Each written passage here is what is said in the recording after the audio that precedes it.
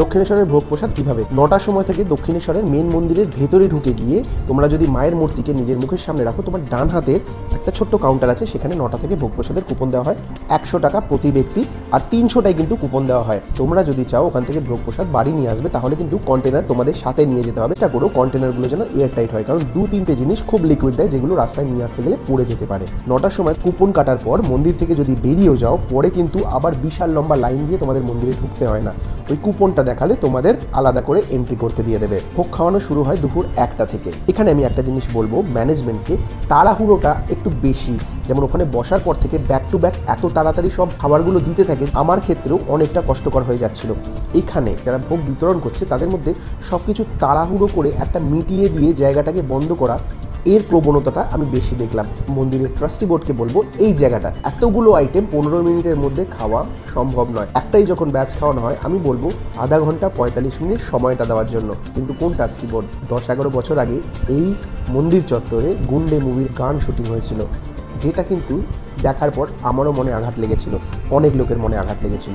সেই রকমই আজ থেকে 5-6 দিন আগে বলিউডের স্বনামধন্য তারকা কাজল এসেছিল। আমরা যখন এই মন্দিরে প্রবেশ করতে যাই, সব কিছু রেখে ঢুকতে হয়।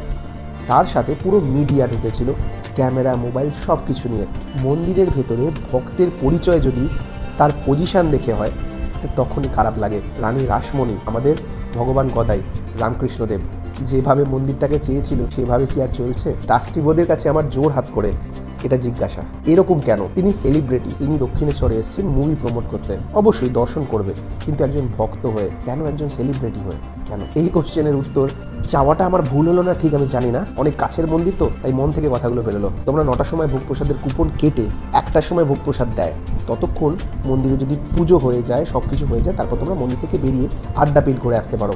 প্রথমবার গেলাম, খুব ভালো লাগলো মন্দিরটা।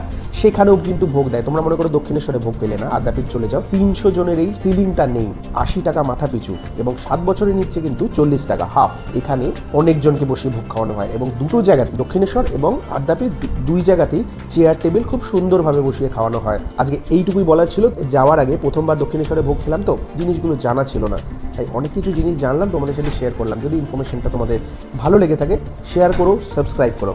আজকে এটুকুই, থ্যাংক ইউ, ধন্যবাদ। আর এটা হচ্ছে আমরা যে দক্ষিণেশ্বরের প্রসাদ নিয়ে এসেছি, কোনটা কি আছে বলে দিচ্ছি। এটা হচ্ছে প্রথমে খিচুড়ি, একটা আলু ভাজা, কাজু দিয়ে, ঘি দিয়ে ভেজ পোলাও টাইপের, আলু পটলের একটা তরকারি, ডাল, চাটনি, কাবুলি ছোলার তরকারি, ভাত, শুক্তো, আর এটা হচ্ছে পায়েস। দক্ষিণেশ্বরের ভোগ প্রসাদ আজকে যেটা আমরা নিয়ে এসেছি, আর ওখানে খেয়েও এসেছি।